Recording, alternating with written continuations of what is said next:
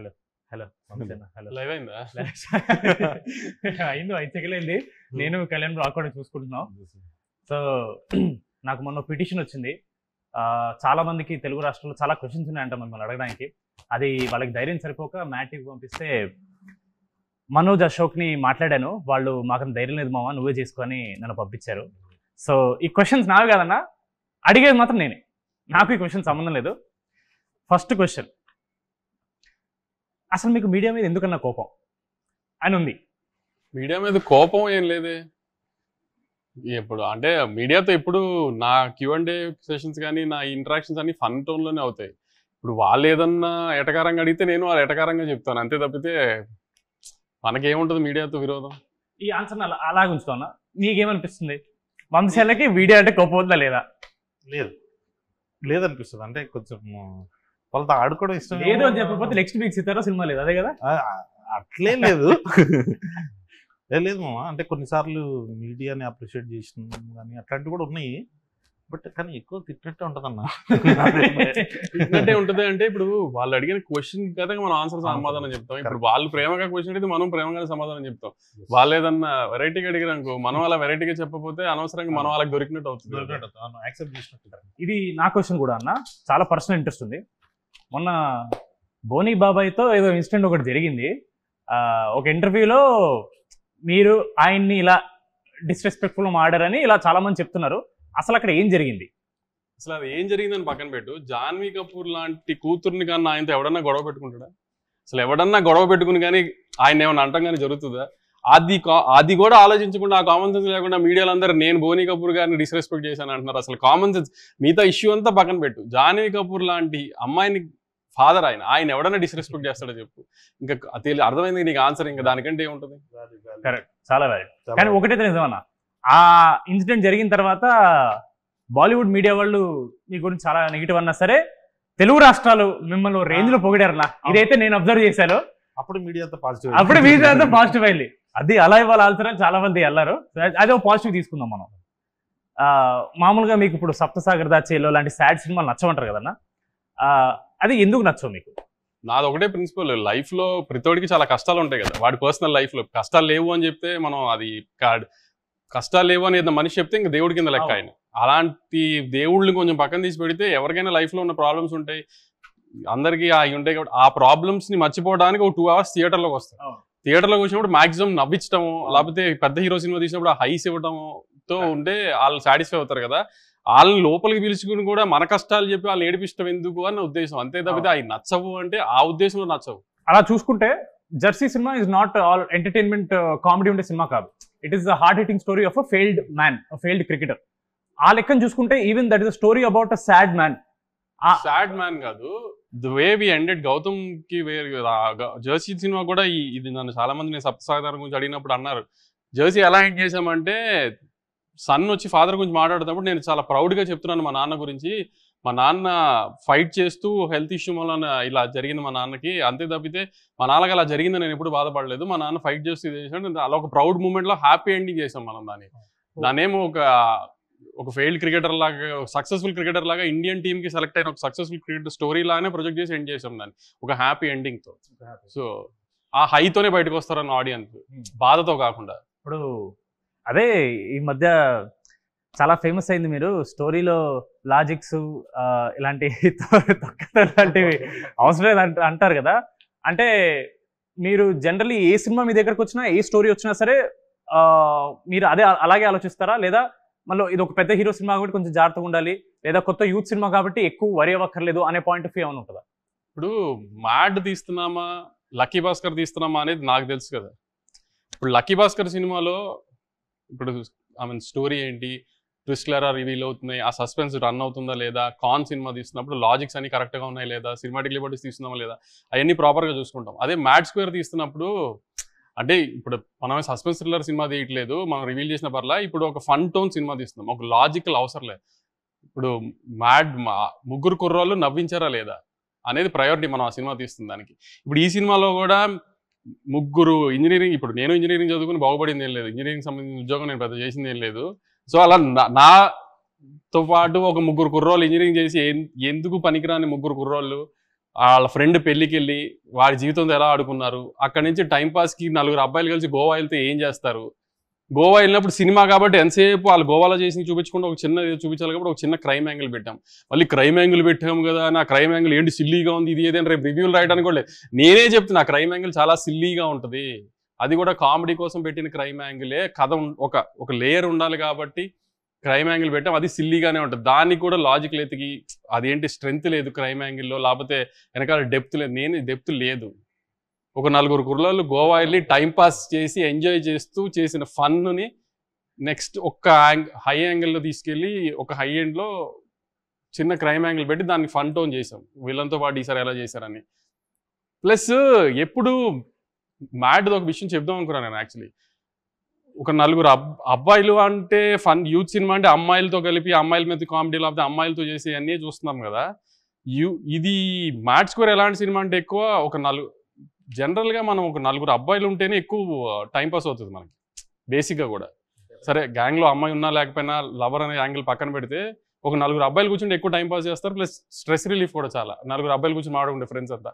అలానే ఒక 4 అబ్బాయిలు ఎంత ఫన్ చేశారు, ఆ 4 అబ్బాయిలు చేసిన ఫన్ ఎంత బాగుంటుంది అనేది ఒక ప్రాపర్ కామెడీ ఫిల్మ్ తీసాం మనం. సో ఇట్లాంటి సినిమాలకి లాజికల్ ఎతికితే కూడా ప్రాబ్లం అవుతుంది. ఇప్పుడు ఏంటి కళ్యాణ్ నా పెట్టిన క్రైమ్ యాంగిల్ ఏంటి అంత సిల్లీగా ఉందని నేనే అన్నాను అనుకో, అన్న మనం ఏమైనా ఓషన్స్ లెవెన్ తీస్తున్నాం అన్నా అని అడిగాడు. క్రికెట్ ఆడడానికి గ్రౌండ్ కావాలంతే. అదే ఇంకో క్వశ్చన్ ఉంది. ఇప్పుడు వంశీ అన్న ప్రొడ్యూసర్ పాయింట్ ఆఫ్ వ్యూ చెప్పారు, ఆయన్ని ఇబ్బంది పెడుతున్నా కానీ మిమ్మల్ని కూడా ఇబ్బంది పెడతా. వంశీ అన్న is producing film, he's clear ఈ సినిమాని నేను ఇలా ప్రొజెక్ట్ చేస్తానని వంశీ అని క్లియర్ ఉంది. But as a writer director మనకి ఎప్పుడు ఒక రైటర్ డైరెక్టర్ అరే కథ లేదు అంటే లోపల ఆబ్వియస్లీ నేను ఇంత రాశాను కదా ఫీలింగ్ ఉంటుంది. మీ పాయింట్ ఆఫ్ వ్యూ ఏంటి? ఇప్పుడు సినిమాలో కథ రాసావు కళ్యాణ్, కామెడీ అంటే ఇప్పుడు అన్న చెప్పినట్టు అదే అన్న మన క్రికెట్ ఆడడానికి గ్రౌండ్ కావాలంతే, ఆ గ్రౌండే స్టోరీ. బట్ కాకపోతే మామ నాకేమనిపించింది అంటే కథ దాని గురించి మనం పెట్టాలి అని అంటే ఇప్పుడు ప్రతి ఒక్క సీన్ లీడ్ చేసి దానికి ఏదో ఒక స్టోరీ ఉంటుంది. ఇప్పుడు అన్న ఇందాక స్టోరీ చెప్పినట్టు 3 ఫ్రెండ్స్ వచ్చారు, పెళ్లికి వచ్చారు, అక్కడ నుంచి వెళ్ళారు, దేంట్లో నిలుపుకున్నారు, బయట పడ్డారు. So Jathiratnalu similar kind of కథే, డిజైటీల్లో సిమిలర్ కైండ్ ఆఫ్ కథే. కాకపోతే మన దాంట్లో యూనిక్నెస్ ఏంటంటే బెస్ట్ ఫ్రెండ్స్, వాళ్ళ ఫ్రెండ్స్ గుర్తొస్తారు. అరే ఏంద్రా ఇల్లు ఇంత చిల్లర నా కొడుకులు అని చెప్పి వాళ్ళు కాసేపు నవ్వుకోవాలి, ఎంజాయ్ చేయాలి.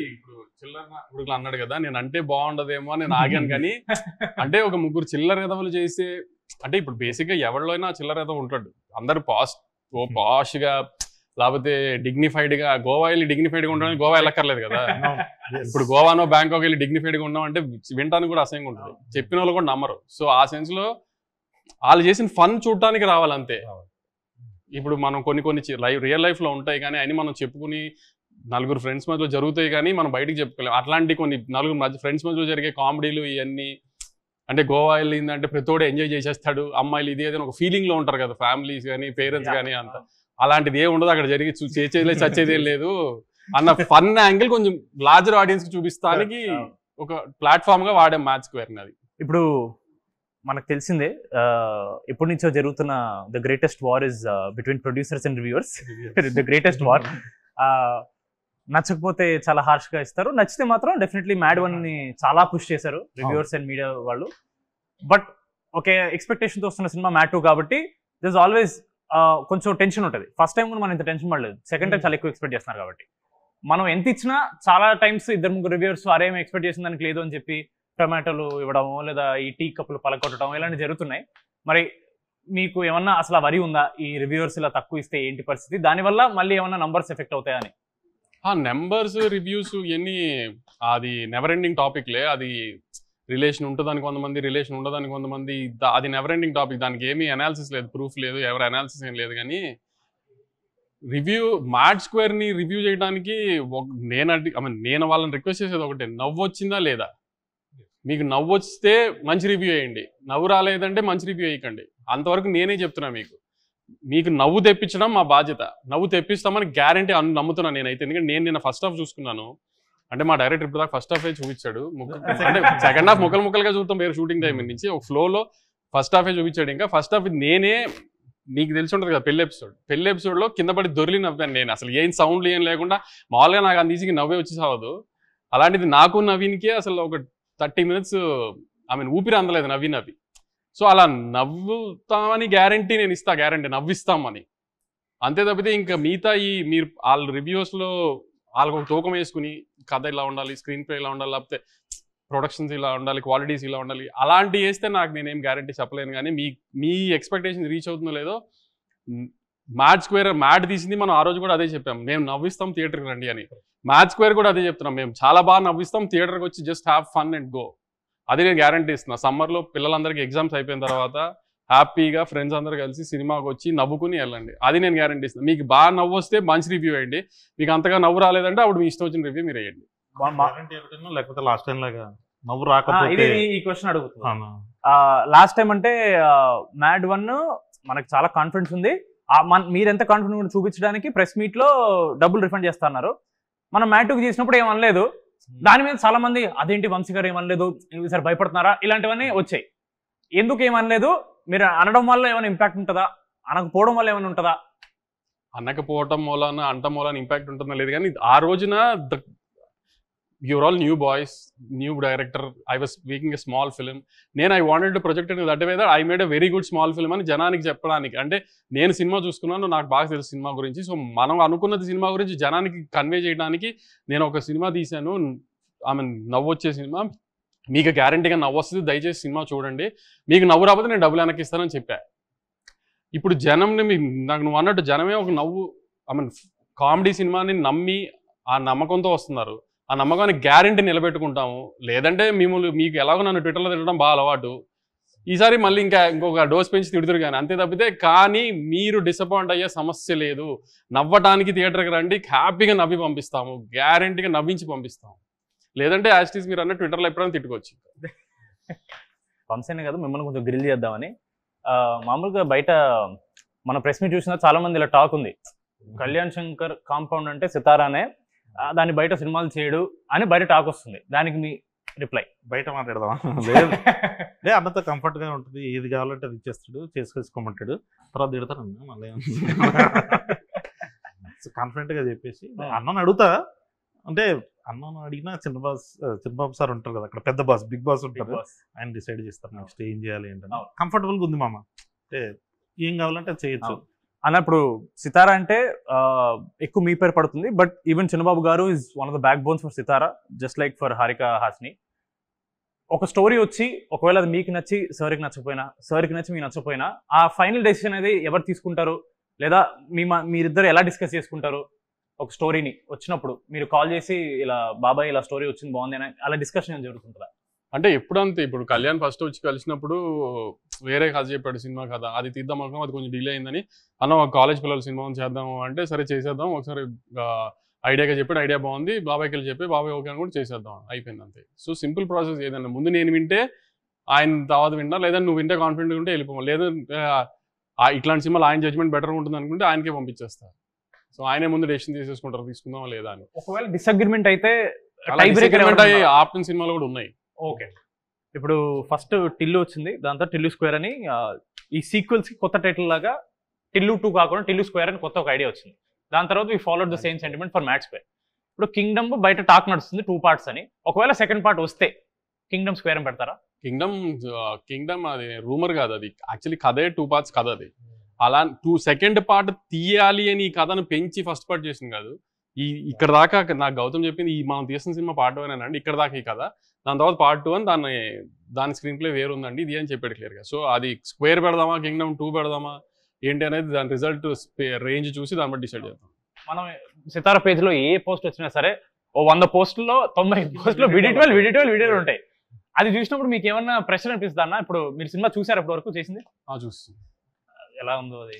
నాకు అడిగావు కదా కథలో లాజిక్లు కావాలి, ఇది లాజిక్లు, స్క్రీన్ ప్లేలు, గ్రాండియర్, యాక్షన్, ఇట్లా ఒక టిక్ బాక్సెస్ ఉంటాయి కదా రివ్యూవర్స్కి కానీ ఆడియన్స్కి కానీ ఒక ఇది అని. అట్లాంటి టిక్ బాక్స్లు ఎన్ని పెట్టుకున్నా కింగ్డమ్కి టిక్ చేస్తాం. అట్లాంటి సినిమా నుంచి అవి ఎక్స్పెక్ట్ చేయండి, ఇట్లాంటి సినిమా నుంచి కామెడీ సినిమా కామెడీ ఎక్స్పెక్ట్ చేయండి, లాజిక్లు వద్దు, కథలు వద్దు. సో డిఫరెన్స్ ఉంటుంది కదా. అలాంటివి కావాలి. అలాంటి రోస్టింగ్ నన్ను చేయాలనుకున్నా, డైరెక్టర్ని చేయాలనుకున్నా, కథల గురించి, స్క్రీన్ ప్లే గురించి డౌట్స్ అవన్నీ మేతట్టేది పెట్టుకుందాం. మీరు ఎన్ని రకాల డౌట్స్ పెట్టుకుని వచ్చినా, ఎన్ని రకాలుగా మమ్మల్ని రోస్ట్ చేద్దామని వచ్చినా దొరకకున్నట్టుగా తీసాం ఆ సినిమాని. అంత హైలో ఉంటుంది ఆ సినిమా. సో అట్లాంటి డిస్కషన్స్ అప్పుడు పెట్టుకోవచ్చు. ఇప్పుడైతే నవ్వుకుంటానికి రండి, నవ్వించి పంపించే గ్యారంటీ మాది అని షార్ట్గా చెప్తున్నాం మళ్ళీ. అది సితారలో వంశీ గారు ఇలా పర్టికులర్గా ఓన్లీ పెద్ద హీరోలతో చేస్తారనే క్లియర్గా మిత్ బ్రేక్ అయిపోయింది. కొత్త కొత్త హీరోలు వస్తున్నారు, కొత్త కొత్త హీరోయిన్స్ వస్తున్నారు, డైరెక్టర్స్ వస్తున్నారు. ఇప్పుడు నాగవంశీ అనే అతను does he work on combinations or does he work on కథ నమ్మితే వెళ్ళిపోవడమా, లేదా కాంబినేషన్ వర్కౌట్ అవుతుందని నమ్మి వెళ్ళిపోతారా సితారా? కొన్ని మాస్ పెద్ద కమర్షియల్ హీరోల్ని వి ట్రస్ట్ ద కాంబినేషన్స్. దాని తర్వాత ఏదన్నా కంటెంట్ని నమ్ముకుని వెళ్ళటమే. ఈ లాస్ట్ 2 yearsలో అన్ని కంటెంట్ నమ్ముకుని వెళ్ళినాయే కదా అన్ని. Even when we made mass film like Daaku Maharaaj also content మీద, మేకింగ్ మీద, టెక్నికల్ వాల్యూస్ మీద ఎక్కువ స్ట్రెస్ చేసాం. సో ఏదన్నా ఈరోజు తెలుసు కదా రోస్టింగ్ ఎలా ఉంటుందో ట్విట్టర్లో, అందుకని వాటిలో ఎంత జాగ్రత్తగా ఉంటే అంత బెటర్ అనేది ట్రై చేస్తున్నాం. అప్కమింగ్ డైరెక్టర్స్లో మీకు ఇప్పుడు you keep watching all content అన్న, అదే మాకు తెలుసు మీరు వెబ్ సిరీస్ కానీ సినిమా కానీ వెబ్ ఫిల్మ్ అన్నీ చూస్తారు. అప్కమింగ్ డైరెక్టర్స్లో if you have to pick 3, నాకు వీళ్ళు ఎంత నచ్చారంటే కథ ఏంటో వినకుండా నేను సినిమా ఓకే చేస్తాననే కాన్ఫిడెన్స్ క్రియేట్ చేసిన ఒక 3 డైరెక్టర్ పేరు. మనతో పనిచేసిన వాళ్ళ బయట వాళ్ళ? కొత్త వాళ్ళు అన్న, మనతో ఇంకా పనిచేయని వాళ్ళు. ఆదిత్య వెరీ ప్రామిసింగ్ కథ నేను విన్నాను. Aditya very promising. ఆమె కొత్త డైరెక్టర్ కాదు కానీ ఆమె అనుదీప్ సినిమా మాత్రం this time audience will be surprise. Usually Anudeep cinema prince కొంచెం సరిగా అనుకున్న రేంజ్లో ఆడపోవడం వలన అనుదీప్ దాని తర్వాత కొంచెం గ్యాప్ వచ్చింది. కానీ అనుదీప్ సినిమా రిలీజ్ అయిన తర్వాత మాత్రం trade and audience will be surprised. బయటది నేను అంతగా ఇంకా ఏం అనిపించలేదు, కానీ మన కాంపౌండ్లో ఇంకా వర్క్ చేయాల్సిన సినిమా, రిలీజ్ అవ్వాల్సిన సినిమాలో మాత్రం మీరు Aditya will be a surprise and Anudeep's next film will be a surprise. అదేనా ఇప్పుడు జనరల్గా పోయిన 2-3 ఫెస్టివల్స్కి మీకు ఆపోజిట్గా కొన్ని సింపతి కార్డ్స్ వర్కౌట్ అయ్యాయని చాలా మంది ఇలా మీడియాలో అడిగారు మిమ్మల్ని. దానికి మీరు అవన్నీ మీరు పట్టించుకున్నారు. బట్ ఏమన్నా మనం కంపారిటివ్లీ మనది ఆబ్వియస్లీ అంత పెద్ద సినిమా కాదు, వేరే సినిమాలు కంపేర్ చేస్తే మనం ఏమైనా అలా సింపతి కార్డ్ ఏమైనా వాడుకోవచ్చు సార్? అంటే ఈసారి యాక్చువల్లీ నేను అనుకున్నా సింపతి కార్డ్ ట్రై చేద్దామని. నిన్న మొన్న నీకు నీకు చూసావు లేదో కానీ మా రవణ మైత్రి రవణ విజయవాడ వెళ్ళి మా సినిమా చూడండి, మా సినిమానే చూడండి అని చెప్పాడు. చూసారా మా మైత్రి రవణ ఎంత అన్యాయం చేశాడు మాకు, మా సినిమా చూడొద్దు అని చెప్పాడు, వాళ్ళ సినిమాని చూడమన్నాడు. మీరందరూ ఇది కొంచెం సీరియస్గా తీసుకుని మా చిన్న సినిమాని ఆయన తొక్కేయకుండా మా సినిమా కూడా చూడాలని అని కోరుకుంటున్నాను నేను. కొంచెం దీనికి ఏమైనా సింపతి జనరేట్ అవుతుందేమో చూడండి. కొన్ని దిస్ ఆర్ దట్ అనే ర్యాపిడ్ ఫైర్ అనుకున్నాను. దాని ముందు నెల్సన్ గారిది, ఎన్టీఆర్ గారిది అని ఏదో బజ్ నడుస్తుంది, దాని గురించి ఏమన్నా? ఈ సినిమాలో తారకన్న బామర్ది హీరోనే కదా, తను అడగండి ఒకసారి అయ్యిందా లేదా అని తనకు తెలుస్తుంది కదా. నేను ఇప్పుడే ఫోన్ చేసి అనుకుంటాను. దిస్ ఆర్ దట్ అన్న మీరు చూస్ చేయాలి, గౌతమ్ తిన్నూరి ఆర్ వెంకీ అట్లూరి. ఇది ఒకసారి అడిగారు. వెంకీతో ప్రొఫెషనల్ రిలేషన్షిప్ కన్నా పర్సనల్ రిలేషన్షిప్ చాలా ఎక్కువ. సరే సినిమాలు జరుగుతూ ఉంటే అది ప్రొఫెషనల్గా ఆ రిలేషన్ వేరు. గౌతమ్ ఏంటంటే అంత పర్సనల్ లైఫ్లోకి తను అంత ఉండదు, తను అంత ఈజీగా ఎవరిని అలా తన లైఫ్ తను చాలా క్లోజ్ డోర్స్లో ఉంటాడు. సో ఆ ప్రొఫెషనల్ రిలేషన్ చాలా ఎక్కువ. అంటే గౌతమ్ ఎలాంటి అంటే అసలు ఇక ప్రపంచం తలగిందులైనా మనం ఏదైనా చెప్తే విండు, అలాంటిది ఎంతో కొంత కొంచెం మేము ఏదైనా అడిగితే వింటాడు. అంతవరకు గౌతమ్ రెస్పెక్ట్ ఇస్తాడు. ఇప్పుడు సితారా 50th ప్రొడక్షన్ చేస్తుంది. 50th అనుకోవాలి చేస్తుంది అనుకోండి. You have to choose only one hero, NTR గారా పవన్ కళ్యాణ్ గారా? ఇంకా కళ్యాణ్ గారు నెక్స్ట్ పెద్ద పెద్ద పొజిషన్స్కి పాలిటిక్స్లో వెళ్ళాలని కోరుకోవాలి, కానీ మనం ఆయనతో సినిమా చేయాలని కోరుకోకూడదు. ఆయన మనకి రాష్ట్రానికి ఏం చేస్తారు, నెక్స్ట్ దేశానికి ఏం చేస్తారని కోరుకోవాలి మనం. ఆయన ఆ పొజిషన్కి వెళ్ళిపోయారు కాబట్టి 50th సినిమా అంటూ సితారాలో మనం యాజ్ ఎర్లీ యాజ్ పాసిబుల్ జరిగితే అది ఎప్పుడైనా తారకన్నే అని కోరుకుంటాను. చాలా చాకచక్యంగా కవర్స్ మించి ఒక డ్రైవ్ కొట్టిన నాగవంశీ గారు చాలా బాగా ఎస్కేప్ అయ్యారు ఆన్సర్, సేఫ్ ఆన్సర్ చెప్పి. టిల్లు స్క్వేర్ ఆర్ మ్యాట్ స్క్వేర్? టిల్లు స్క్వేర్ ఆర్ మ్యాట్ స్క్వేర్? అసలు యాక్చువల్లీ ఈ రెండిట్లో ఏదైనా సెలెక్ట్ చేయడం కంటే నిన్న నేను కళ్యాణ్ కూర్చొని డిస్కషన్ చేస్తున్నాము, మీ ముగ్గురిని సిద్ధుని ఒక సినిమాలోకి ఎలా తీసుకురావాలని. అది టిల్లు క్యూబ్ చేద్దామా, మ్యాట్ 3 చేద్దామా ఏంటి అనేది డిస్కషన్లో ఉంది. అది సో ఈ రెండు కాదు, వస్తే అది Siddhu Jonnalagadda or Naveen Polishetty? Siddhu. Why not Naveen Polishetty? Siddhu is our boy, Naveen is our hero. There is a lot of difference. Mad boys లో మీ ఫేవరెట్? మ్యాడ్ బాయ్స్ లో నా ఫేవరెట్ కళ్యాణ్. అయ్యో మళ్ళీ చాకచక్యంగా కవర్స్ మించి ఒక డ్రైవ్. ముగ్గురులో MAD మనోజ్, అశోక్, దామోదర్. నితిన్, రామ్, సంగీత్ ఈ ముగ్గులో మీ ఫేవరెట్? రామ్ నితిన్. కనీసం ఏది? అన్నీ పిక్ చేశారు ఇప్పుడు కదా, అది నీ చాయిసే కదా. సంగీత్ నేను నితిన్ బ్రో. నితిన్ బ్రో మీరు అడిగి హారిక గారు చెప్పారు నాకు. తర్వాత వంశాన్ని మాట్లాడి అవును కలుద్దాం అని చెప్పేసి అంటే నితిన్ మామ చేస్తాడని అనుకుంటున్నాను. ఇప్పుడు నేను నారాయణ నితిన్ అంటే తారకన్న కోసం అన్నాను అంటారు. నేనున్నాను కూడా ఇక్కడ ముందున్నాను అంటారు. అలా వైకుంఠపురం ఆర్ అరవింద్ సమేత? అలా వైకుంఠపురం అరవింద్ సమేత అంటే నా కూతురా మా అమ్మ అని అడిగినట్టు ఉంది నాకు. అలాంటి వాటికి ఆన్సర్స్ ఏంటి? ఇది పర్లేదు, మీరు ఆన్సర్ చెప్పొచ్చు. పుష్ప 2 ఆర్ బాహుబలి 2? ఇది కూడా టఫ్ క్వశ్చన్. టఫ్ క్వశ్చన్ అంటే ఏం లేదు, అలానేం లేదు. పుష్ప 2 వి రూటెడ్ ఫర్ పుష్ప 2 ఎక్కువ, ఎందుకంటే ఇండియాలో కైండ్ ఆఫ్ ఇది అది అని. బాహుబలి టైంకి మనకింత సోషల్ మీడియా ఇది లేదు, సో మనం దాని ఎఫెక్ట్ తర్వాత రాజమౌళి గారు వేసిన ప్లాట్ఫామ్ అంతా తర్వాత అందరం ఎంజాయ్ చేస్తున్నాం, కానీ అప్పుడు అంత ఇది లేదు. కానీ we rooted for Pushpa 2 lot. Pushpa 2 హిందీలో బాగా చేయాలి, సో ఐ మీన్ వాళ్ళ పెద్ద పెద్ద హీరోలు చేసిన రికార్డ్స్ అని బ్రేక్ చేయాలని we all rooted for it. కాబట్టి ఎంతో కొంత కొంచెం పుష్ప మీద ప్రేమ ఎక్కువ. ఇంటర్వ్యూ ముగించే ముందు ఇప్పుడు అడిగినవన్నీ బయట వాళ్ళ క్వశ్చన్స్. ఇప్పుడు చాలా మందికి నాగవంశి గారు పర్సనల్ గురించి ఎక్కువ తెలియదు. మన పాడ్కాస్ట్ చేసినా సరే చాలా వరకు అక్కడ కూడా మంచి బాల్స్ కట్టేసి మీకు కన్వీనియంట్ ఆన్సర్స్ కొన్ని ఇచ్చారు. ఇప్పుడు మ్యాడ్ అనేది complete youth film. First part మొత్తం కాలేజ్, చిచోరి పనులు, అమ్మాయిలు. మీ లైఫ్ లో, మీ కాలేజ్ లైఫ్ లో ఒక లవ్ స్టోరీ, చిచోరి పనులు ఏమన్నా ఉన్నాయా? చివరి పనులు అంటే ఏం లేదు, చెప్పాను కదా పెద్ద చదివింది ఏం లేదు కాలేజ్లో కూడా. ఆ 60% 65% రావడానికి టైం పట్టింది చాలా. ప్లస్ గొడవలు అంటే ఎప్పుడు ఫస్ట్ నా పేరే ఉండేది. ఐ మీన్ అవుట్ స్పోకన్ అని ప్రిన్సిపల్ దగ్గరికి వెళ్ళాలన్నా ఏదైనా పర్మిషన్లకి అన్నిటికీ నన్నే వాడేవారు. ఇంకా ఇంజనీరింగ్ కాలేజీలో అంటే అమ్మాయిలు ఇవన్నీ ఉంటుంది కదా, జూనియర్లు అమ్మాయిలు బాగుంటారని ఇదని అదని ఇవన్నీ జరుగుతూనే ఉండేవి. లవ్ స్టోరీలు అంటూ పెద్ద. నాని అన్న మీరు ఒకే కాలేజ్, స్కూల్ ఒకటే స్కూల్ చదివారు. మీ ఇద్దరు ఎప్పుడన్నా చిల్ అయ్యారన్నా స్కూల్ ఏజ్ లో? లేదు లేదు లేదు అసలు. మీకు ఆయనతో ఏం మెమరీ లేదు స్కూల్లో? పెద్ద లేదు మెమరీ. మీకు తెలుసా అన్న? నాని సెక్షన్ ఇద్దరము, అంటే పెద్ద మెమరీస్ ఏముంటాయి స్కూల్లో చదువుకునేప్పుడు. సో మ్యాడ్ కి థియేటర్కి వచ్చినప్పుడు ఏం ఎక్స్పెక్ట్ చేయాలి అని ఒక final words? We promise we deliver. అంతే అన్నది చెప్పండి. మేము కామెడీని ఇస్తామని ప్రామిస్ చేస్తున్నాం. కామెడీ రాకపోతే అప్పుడు మాట్లాడదాం కంపల్సరీ. కామెడీ రాకపోతే మాట్లాడేది లేదు, కామెడీ వస్తుంది డెఫినెట్ గా. కామెడీ వస్తుంది, ఆ కామెడీని నవ్వటానికి మాత్రమే రండి. మళ్ళీ మళ్ళీ అదే చెప్తున్నాను. చిన్న క్రైమ్ యాంగిల్ ఉంటుంది సినిమాలో, ఏంటి క్రైమ్ యాంగిల్ ఇంత సిల్లీగా ఉందని నేనే చెప్తున్నా. క్రైమ్ యాంగిల్ సిల్లీగానే ఉంటుంది, అది సిల్లీగా ఉండి మీరు నవ్వుకోవాలని అలా పెట్టాము. దానికి లాజికల్గా సీరియస్ టోన్లో పెట్టలేదు. ఇప్పుడు మనం ఏమి రక్త చరిత్ర లాంటి తీయట్లేదు క్రైమ్ యాంగిల్ సీరియస్ గా పెట్టడానికి. సో మనం సిల్లీగా ఉండాలనే సిల్లీ క్రైమ్ యాంగిలే పెట్టాము. అది సిల్లీగా ఉంటుంది అని, అంత సిల్లీగా ఉంది అంటారని కూడా నవ్వుకుంటారు కూడా. ఎందుకంటే మధ్యలో ఇండియానికి ఎవరు కనుక్కున్నారు, అమెరికాని ఎవరు కనుక్కున్నారు అని కూడా చెప్పాడు మొత్తానికి.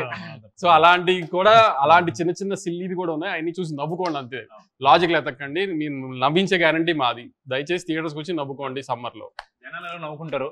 డెఫినెట్లీ రివ్యూస్ లో ఎవరో ఒకరికి మన సినిమా నచ్చదు, వాళ్ళు ఏదో ట్వీట్ మనకి మన సినిమా బాగాలేదని ఏదో పెడతారు. సినిమా రిలీజ్ అయ్యి సక్సెస్ మీట్ తర్వాత మళ్ళీ ఒక ఇంటర్వ్యూ పెట్టుకుని వాళ్ళ ట్వీట్స్ ని మనం రివ్యూ చేద్దాం, మనం డైసెక్ట్ చేద్దాం. అప్పటి వరకు March 28th mad square only in theatres. మీరు చెప్పండి. March 28th mad Square. ఇప్పుడు దాకా నేను అదేగా చెప్తాను.